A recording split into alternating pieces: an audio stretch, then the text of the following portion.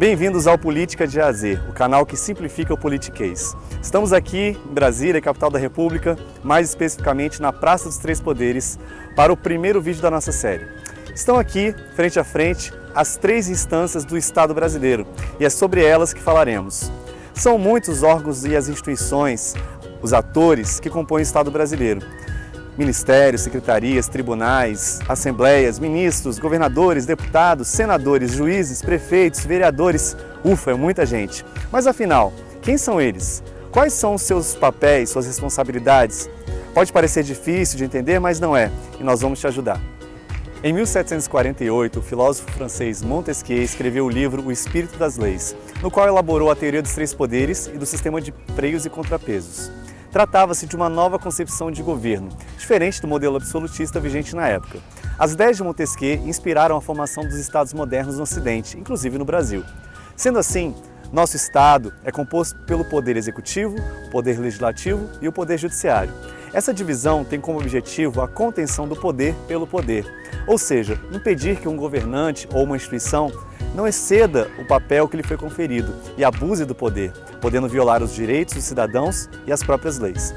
Cada poder tem um papel específico definido pela Constituição. Vamos começar falando do Poder Executivo. A função típica do Poder Executivo é administrar, executar as leis e as políticas públicas, aplicar o dinheiro dos impostos na entrega dos serviços e direitos essenciais à população. O Brasil é um país presidencialista. Isso significa que o chefe do Poder Executivo, no caso o presidente da República, é também o chefe do governo. Além do presidente que governa o país, o executivo é composto também pelos governadores dos estados e pelos prefeitos dos municípios. Esses cargos são eleitos diretamente pela população e têm mandato de 4 anos, podendo ser reeleitos por uma vez consecutiva. Os chefes do executivo indicam seus auxiliares, como os ministros, indicados pelo presidente, os secretários estaduais, indicados pelos governadores, e os secretários municipais, indicados pelos prefeitos. Ao Poder Legislativo, cabe a elaboração das leis e a fiscalização do Poder Executivo. As leis federais, ou seja, que valeram para todo o país, são feitas pelo Congresso Nacional. O Congresso é composto por 2 casas, a Câmara e o Senado. Na Câmara Federal atuam os deputados federais, que ao todo são 513. Cada estado elege uma quantidade de deputados, segundo o tamanho de sua população. Por exemplo, São Paulo, o estado mais populoso do Brasil, conta com 70 deputados na Câmara, enquanto que Roraima, o menos populoso, conta com 8 deputados. No Senado, são ao todo 81 senadores, 3 por estado, exercendo um mandato de 8 anos. Todos os projetos de lei precisam ser votados nas 2 casas para que sejam encaminhados à sanção presidencial. Nos estados, o Poder Legislativo é formado pelos deputados estaduais e, no Distrito Federal, pelos deputados distritais. Estes atuam nas assembleias ou câmaras legislativas estaduais. A eles, cabe a elaboração das leis estaduais e a fiscalização dos governadores. Nos municípios, o Legislativo é formado pelos vereadores, os quais atuam nas assembleias ou câmaras municipais e cujas funções são elaborar as leis que valerão para o seu município e fiscalizar a ação do prefeito. Todos os cargos do Poder Legislativo podem ser reeleitos, sem limitação do número de vezes. Por fim, vamos falar do Poder Judiciário.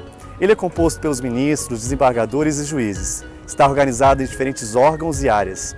A ele cabe a função jurisdicional, ou seja, julgar as situações ou ações que não se enquadram nas leis do país, em especial a Constituição.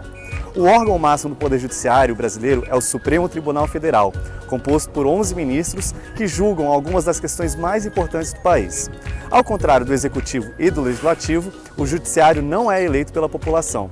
O ingresso no Poder Judiciário se dá por concurso público e algumas funções são assumidas por eleição interna ou indicação do Poder Executivo.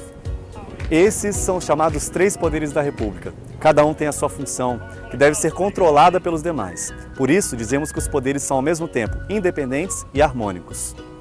Esperamos ter lhe ajudado a entender melhor a composição do Estado brasileiro. Nos próximos programas, explicaremos com mais detalhes as funções de cada um dos poderes e a relação entre eles. Um abraço e até a próxima!